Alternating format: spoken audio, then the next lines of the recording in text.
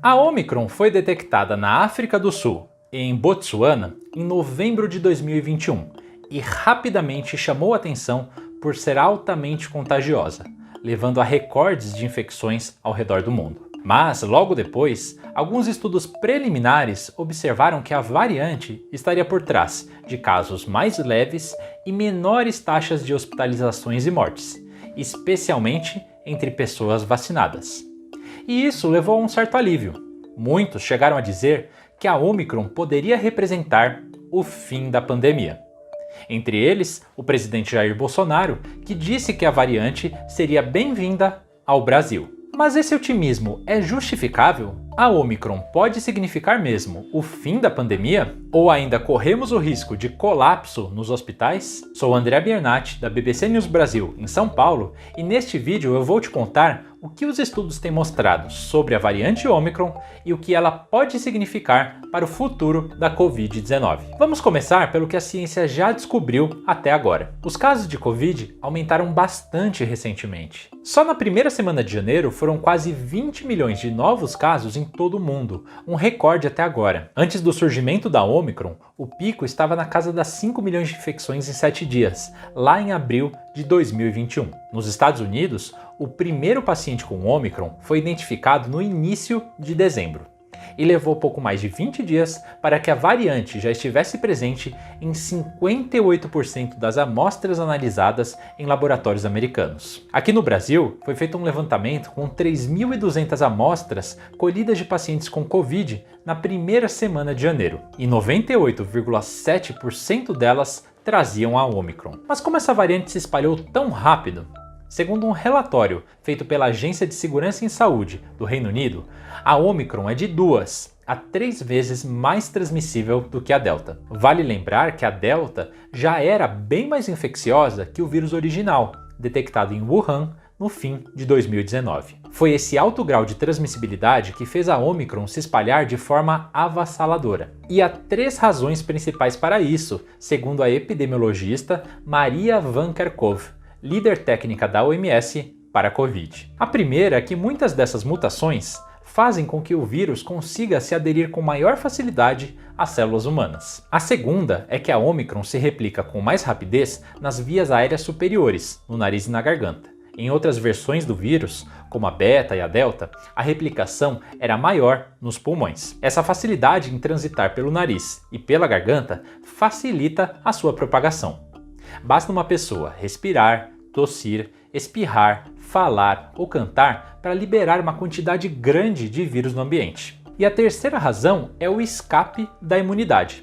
Ou seja, as pessoas podem ser reinfectadas mesmo que tenham tido a doença anteriormente ou tenham sido vacinadas. Para se ter uma ideia, na África do Sul, pesquisadores analisaram dados de 2.700.000 pacientes que tiveram Covid. Eles descobriram que já haviam sido identificados mais de 35 mil casos de reinfecção neste grupo logo no início de dezembro, quando a variante começou a formar uma onda por lá. Essa proporção de reinfecções não havia ocorrido nas ondas anteriores, provocadas pelas variantes Beta e Delta. Os estudos têm mostrado que os anticorpos do sistema imune, que funcionavam contra as outras variantes, não reagem tão bem contra a Omicron. A variante consegue então driblar mais a imunidade de quem foi infectado ou de quem já tomou as 2 doses da vacina. E não dá para ignorar outro fator importante.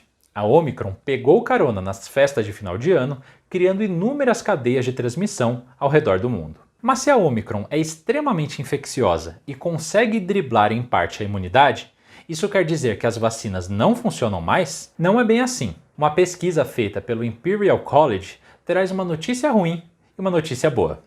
A ruim é que a efetividade da vacina da AstraZeneca contra infecções sintomáticas da Omicron cai bastante e fica entre 0 e 20%. A notícia boa é que após uma terceira dose da vacina, esse nível de proteção volta a subir consideravelmente.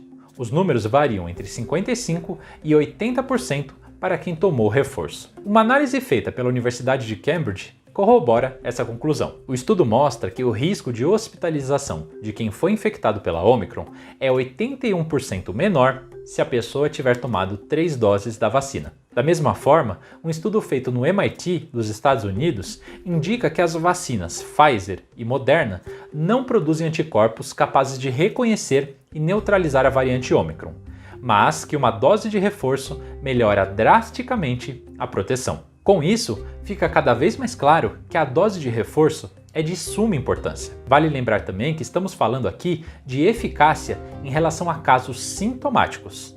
Mas sabemos que o objetivo da primeira geração de vacinas nunca foi o de prevenir infecções, mas evitar que a Covid evoluísse para formas mais graves. E isso continua a acontecer agora.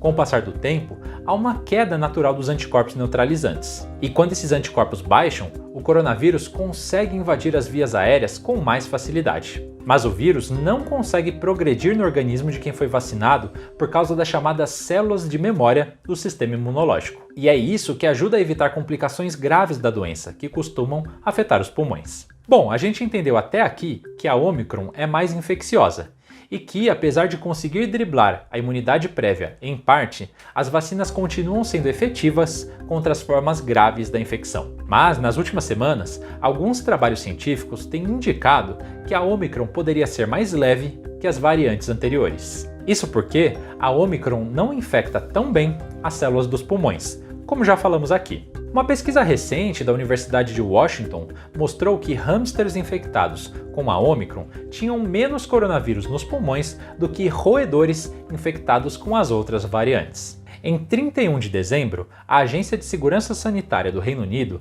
comparou pessoas infectadas com a Ômicron e com a Delta. Quem pegou a nova variante teve 1/3 da possibilidade de acabar hospitalizado em comparação com quem foi infectado por variantes anteriores. Um estudo feito na Califórnia, nos Estados Unidos, também mostrou que pacientes infectados com a Ômicron tiveram menor risco de complicação do que os infectados pela Delta. E mesmo entre os que foram internados, o número de dias no hospital foi menor. E essas investigações parecem estar alinhadas com a evolução recente da pandemia. Em países como África do Sul e Reino Unido, as ondas da Ômicron foram velozes e avassaladoras, mas tenderam a cair e se estabilizar rapidamente. Mas essas descobertas não significam uma certeza de que a Ômicron é menos perigosa.